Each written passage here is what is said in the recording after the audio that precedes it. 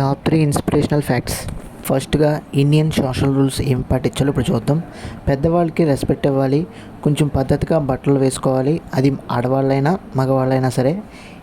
వారి రిలీజియన్ని పాటించాలి, గౌరవించాలి.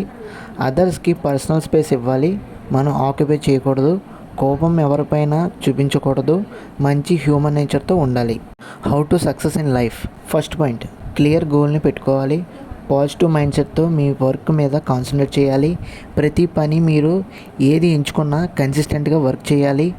మీ హెల్త్ పట్ల, సెల్ఫ్ కేర్ పట్ల జాగ్రత్తగా ఉండాలి. ప్రతిరోజు ఏదో ఒకటి నేర్చుకోండి. స్ట్రాంగ్ సపోర్ట్ సిస్టమ్ని బిల్డ్ చేసుకోవాలి.